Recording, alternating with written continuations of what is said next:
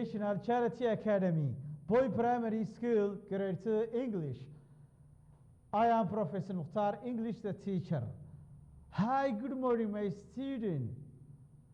There is a coronavirus nowadays, which is spreading all over the world. So you have to cover your hands, your mouth like me, and don't shake to each other. Don't touch your mouth with your noses, and don't sneeze to the people without cover. Don't go to the crowded area. So that's why you have to stay at your home and keep your selfies. Today, we wanted to learn our lessons. Use of in, under, and on. Complete this sentence by using the following words: on, under, and in. This is a prepositions. On means I am putting the book on the table. Under, the cat is under the table. In, we are in the glass. This words indicates us positions. Positions. So listen to me. The cat is the number 2. The pear is on dash dash the tree branch. There is a dog dash dash the table. The milky is in dash dash the glass. The hat is the herd. Number 6, ball is dash dash the stool. Number 7, there is a monkey dash dash water or water. Number 8, the click is hiding dash dash the hen. So you pay close attention. You have to put on, under, and in empty places or gaps. This is an exercise. Use on, under, or in to fill in the spaces. Number 1, there is a head dash dash this hair. Number 2, Meek is hiding dash dash a pear. Number 3, a woman is sitting dash dash the car. Number 4, the teacher is writing dash dash a blackboard. Number 5, there is no tea dash dash this teapot. I'm going to repeat again, so listen to me. Exercise 2, use on, under, or in to fill in the space. There is a head dash dash this hair. Number 2, the meek is hiding dash dash a pear. Number 3, a woman is sitting dash dash the car.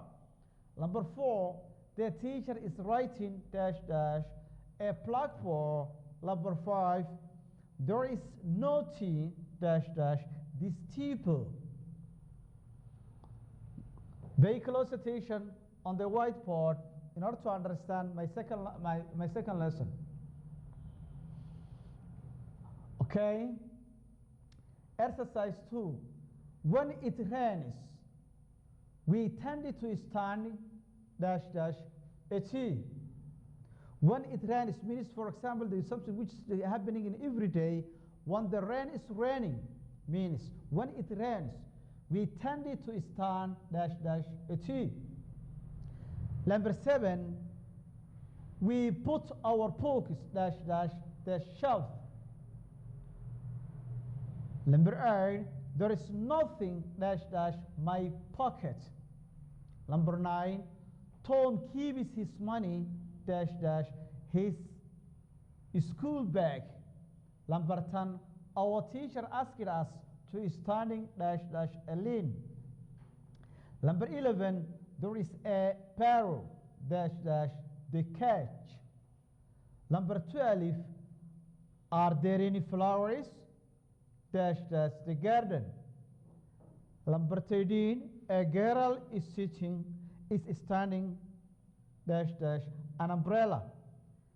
Number 13, a girl is standing dash dash an umbrella. Number 14, is there anything dash dash your foot? Number 15, a monkey is sitting dash dash the gate. So you have to try to do this exercise as well. Complete the following sentence. Complete the following sentence using a word from the bracket. Number 1, Chen has not come to school today. What's the matter with her? What's the matter with her? She is dash dash sick, happy. Sick, happy. She is dash dash sick, happy. You have to choose one of suitable word and pay, for example, pay attention when you are going to put the word in the space. Rocky is our dog. It is bleeding. What is the matter? The dog has been dash dash by a snake, beaten pine. So I'm going to repeat again in order to understand the lesson. To complete the following sentence using a word from the brackets. Brackets means two samples or two signs, a vertical comma, two brackets, a vertical comma and shut the comma. Chen has not come to school today. What is the matter with her? She is dash dash sick, happy. Number 2, Rocky is our dog. It is bleeding. What is the matter? The dog has been dash dash by snake, beaten pine. Go ahead, all of you. You have to try to link it with me. Number 3, Chuma has come late to school. Chuma has come late to school. What was the matter? What was the matter? He woke up dash dash early, late. She has lost her dash dash pencil, headache. Our next lesson, read and write this word. These words. Read means you have to make the more practice in order to understand the lesson and write these words. Knock down dash dash bruise dash dash.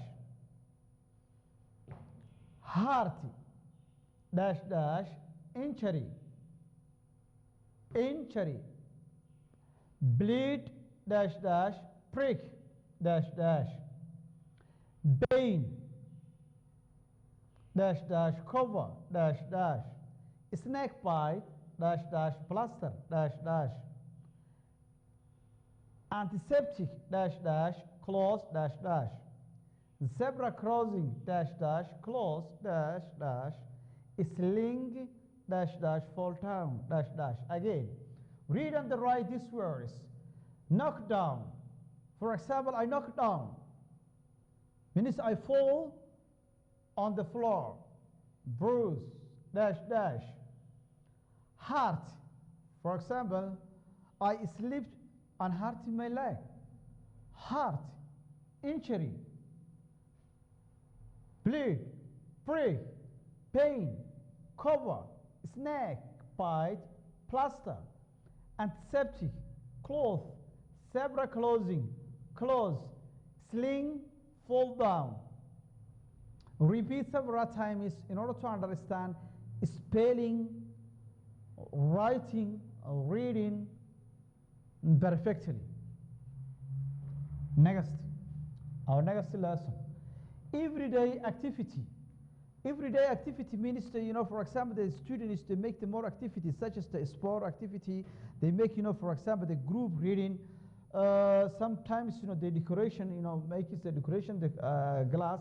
Sometimes, they participating, the competition, football match, running, and somehow. So everyday activity. Everyday exercises somehow. What do you do daily after school? What do you do daily after school?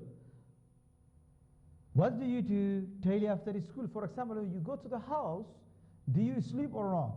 My name is Philip. I am in the class 3. I like reading story books after school. Okay, complete the following sentence about the daily work. I do clean room and this is, for example,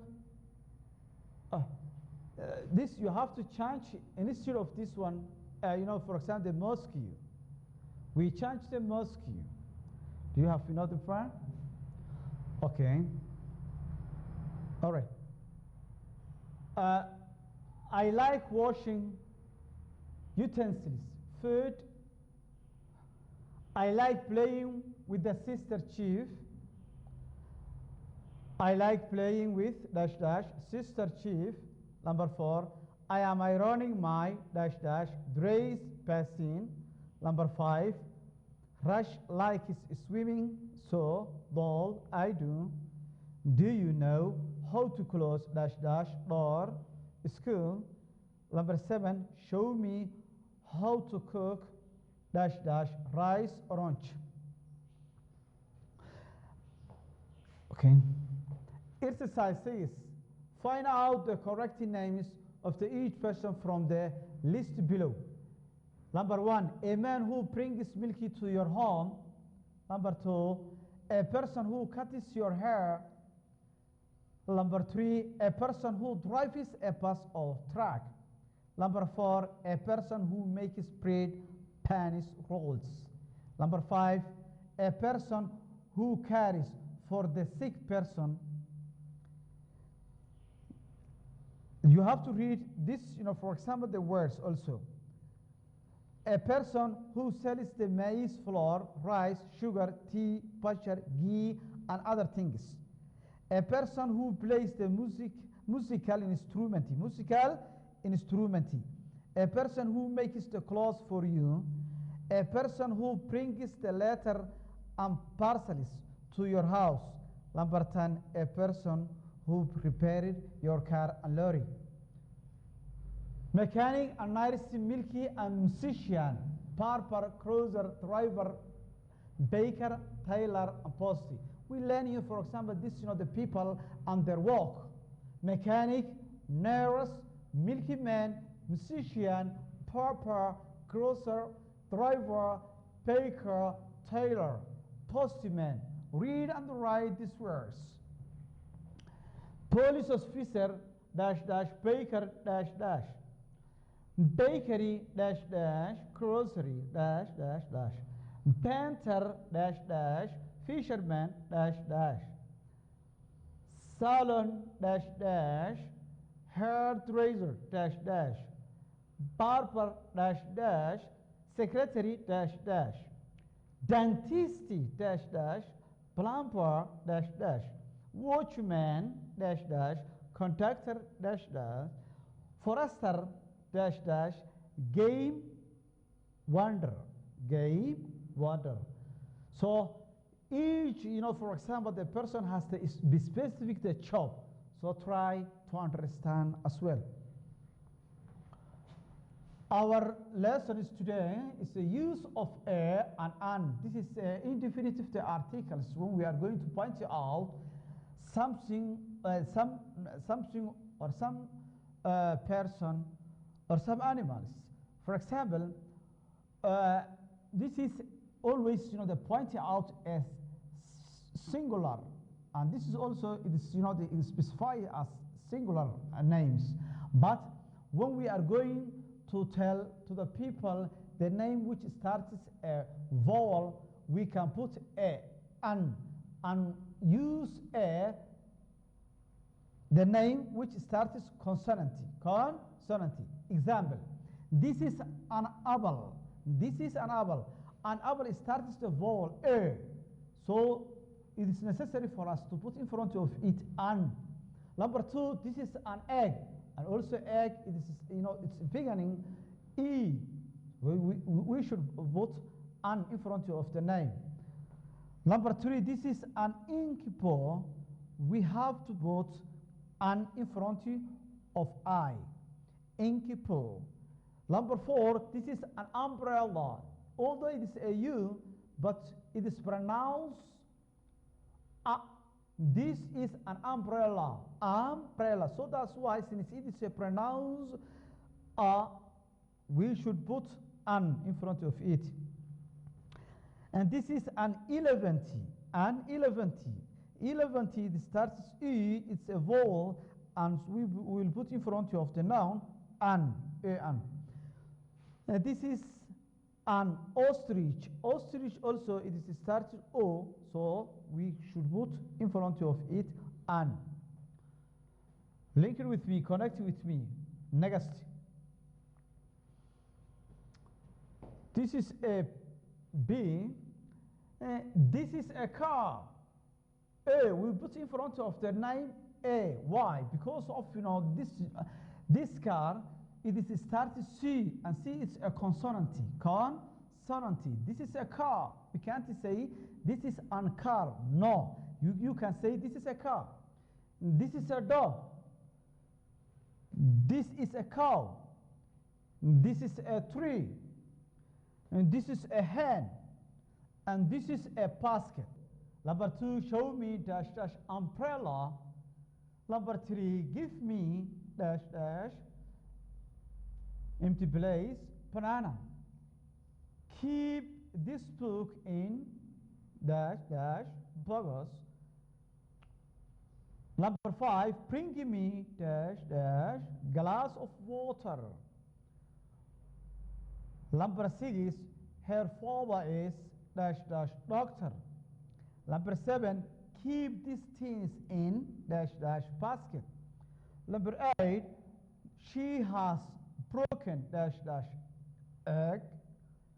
Number nine, give this boy dash dash apple. Number 10, my uncle is dash dash engineer. Take care and keep in your mind, right in front of the name is a or an in the gaps. Okay? Listen to me. Exercise 11. Write a or an before each following words. This is dash dash new picture, but that is old picture. Number two, this is dash dash August, and that is dash dash cow. Number three, will you get me dash dash egg and dash dash bucket of milky? If write is or are in the following. Number one, this boy dash dash crying. Number two, dash dash going to school. Number three, this dash dash good apple. Number four, the man dash dash sick. Number five, the boy dash dash playing. Number six, dash dash well today. Number seven, were dash dash my parent. Number eight, this dash dash a new house. Number nine, dash dash my auntie. My auntie. This is, there's a typing error. You have to, for example, omit this one, my auntie. Number 10, those dash dash our dogs. Number 11, they dash dash sweet children. Number 12, dash dash this a nice flower. Number 13, I dash dash not coming with you. Question mark. Number 14 dash dash you going for a walk now. Question mark. 15 we dash dash late for school today. So you have to try to understand better in order to put in front of each name is is, and are. This is a verb to be in present continuous tense. So you have to know the plural personal pronoun and singular pronoun, personal pronoun. So connect with me. Next. Use of was and were. This is also verb to be in past continuous tense. Was, it tells us information about a singular personal pronoun. So you have to know she was, he was, it was, and were we usually put in front of we were, they were, you were, and it is, express, indicates or verify us information about the plural, more than one people. So look here, read and the following. One, this is all this, for example, phrases tells us something about singular, and this is a many, more than one. I was late. I was late. The boy was upset. This is a type error. Instead of be quiet, you have to write here P for a pencil. He was coming. She was tall. Was one person or one thing. For example, when we want to point out to the people one person or one thing or one animal, we have to say there was a car in front of the door. There is the teacher was in the class yesterday morning. Was my pen was on the table. That's a singular names. More than one, many, plural mean. We were late because of we are talking all ourselves. All your classes, for all the boys who are sitting in front of me, you are pointing to yourselves. You say we were late. Means yesterday we didn't come to the school, we were staying at home. The boy were absent. Means to all the boys who are present in front of me, you are in the class, you are listening to me online lessons. But yesterday you were absent. All the boys who looks at me, you were absent. Do you see? Okay, they were coming. They were tall. Where more than one person or one thing or one animal, I mean. Okay, go ahead. Connect with me. Put your pen under your focus on the table and pay close attention on the whiteboard. Listen to me carefully in order to understand better our lesson. Exercise 13. Since we have been learning was and were, the previous lesson is this is exercise. Fill in the gaps with a was and were. The cab dash dash broken. Number 2, the dog dash dash barking. Number 3, the mangoes dash dash bad. Number 4, the boys dash dash fighting. Number 5, the cat dash dash killed by a dog. Number 7, I dash dash dash writing a letter. Number 8 dash dash it is a good picture. Question mark. Number 9, where dash dash you yesterday. Number 10 dash dash it is a good picture. Question mark. Number 11, he dash dash absent yesterday. Number 12, they dash dash going out. Negus. Means negus, when I say negus, it is, I'm teaching you online. You have to connect with me because of I am going to teach you all our remaining lessons. So you have to spend your leisure times, to do your best, to read the lessons, and to do your exercise before the examination. Because of you prospecting, we are expecting to pass the examination after, next month maybe. So you have to do your best before that examination. Use of there is and there are. There is and there are. Read the following sentences, one and many. There is a boy in the room. How many boys are there in the room? Only one. How I can know that there is a one? Because of the infinitive articles a, it is expresses or tells us information about singular, one person, one thing, one animal. Can you understand? Do you comprehend? Do you see? Okay. There is a boy in the glass. Means only one boy there is in the glass. There is a book on the table. There are not many books. You can see it now. There is only one book on the table. There is a book on the table. See, there is a tree in the garden. There is a tree in the garden.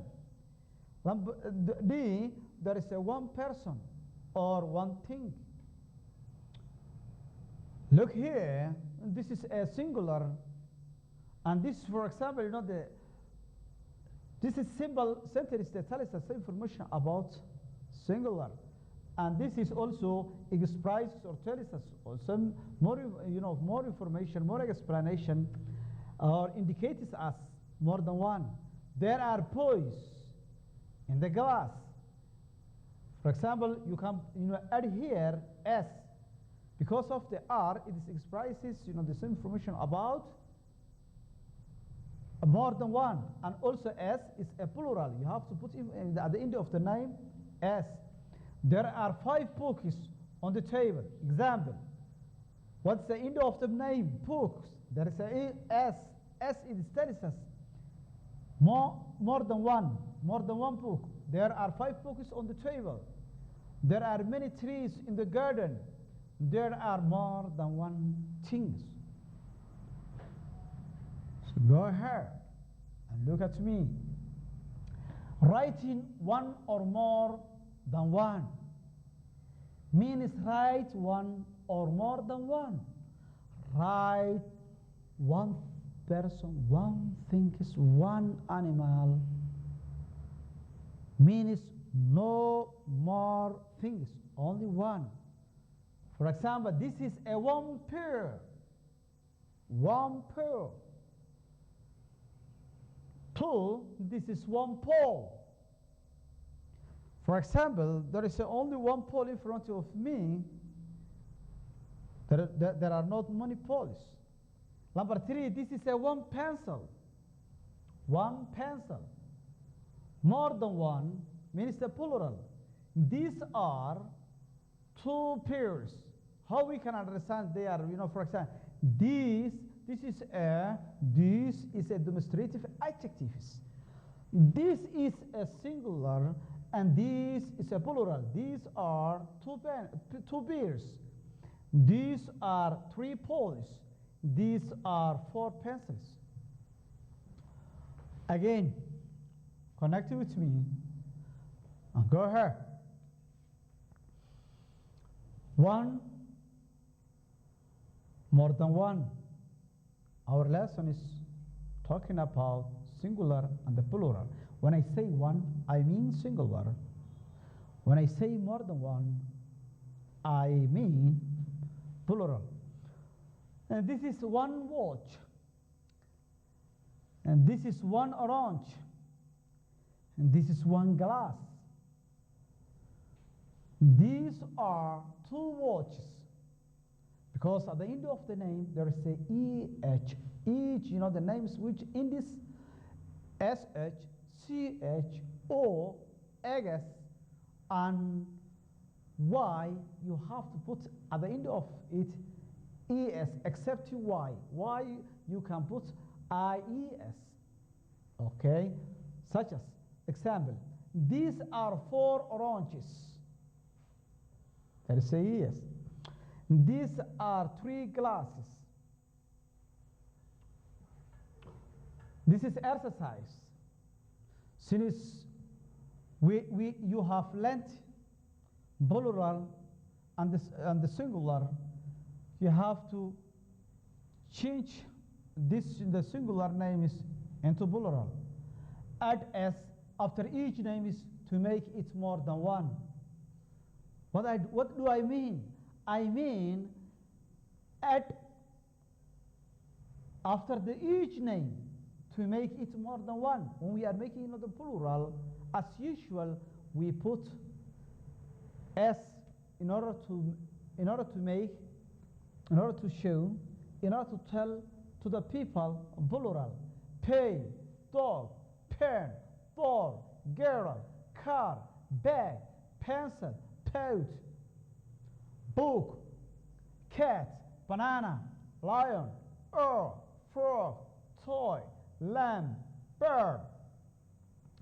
Bird, for example, you have to know the pronunciation. Accent is very necessary in English. Obviously, as a speaking native word, what should you do? You have to know how to pronounce, how to spell the word, and how to pronounce, how to make accent. For example, bird is living materials, a bird. And bird is a bird which is a bird is a flying in the air. Bird, they have same, but you have to understand. Hand, horn, ball, pot, key, lock, cow, picture, apple. All these names are the, for example, singular change into plural. My student, can you see me? Can you understand? Listen to me. Okay, exercise 17. To make more than one and add ES after each names. Why we add ES? Under our previous lessons we add S. Because of, I told you before, each names which finish it, X, CH, double S, O, X, we put in front of them ES. ES. To make more than one, add ES after each name. After each name. Purse, dish, watch, glass, watch. This is match, glass, watch, brush, hero. Again, purse, dish, match, glass, watch, brush, hero. Inch, bus, trace, branch, virus, gas, lens.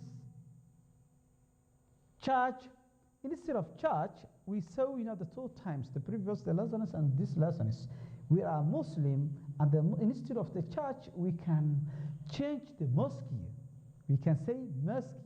But our book, it's the Kenya, for example, the syllabus. So that's why sometimes you can get the change in the syllabus. But instead of that, we can understand where the for example, the Christian, the people, they make it, for example, they come together in order to, to make propaganda worship. So instead of the church, we can learn mosque. We can learn mosque. We can change mosque, church, where the Christian, the people make praying. Okay, taxis, ordinary. How many taxis can you see? Even for example, there is many taxis in Hargeisa right now, such as the way and others. Purush. For example, you get up early in the morning, you make the purush. You have to clean your teeth, because it's in order to be the healthy person, you must keep your mouth, your teeth.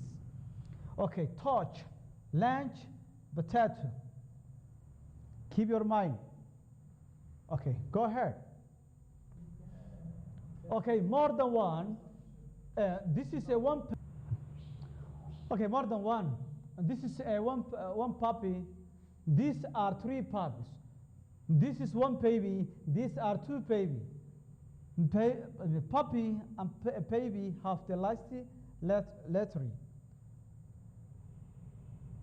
To write more than one, more for baby and the puppy, we change Y to I before adding ES. Means, for example, the name is to which at the end of the name Y, we change Y instead of Y, we can write I. Okay, example. One puppy, one baby. More than one puppy, one puppies, one babies. Puppies, babies. Okay. Okay, use has and have. Read the following sentence. One, this is a baby has a nice doll. The cat has a long tail. The chair has a broken leg. Has one person or thinking. You have to use, for example, has only the singular, more than one. When you use, for example, the have, you have to know more than one. The babies have the nice dolls. The cat have a long tails. The chair have a broken legs. Have, we can use, for example, means when we are going, for example, to tell more than one person or thinking. I and you. Each example means I have a nice shirt. You have a good job. Exercise 29, fill in a have or has for the following lesson. Okay, this is a listy exercises. Write have and has also.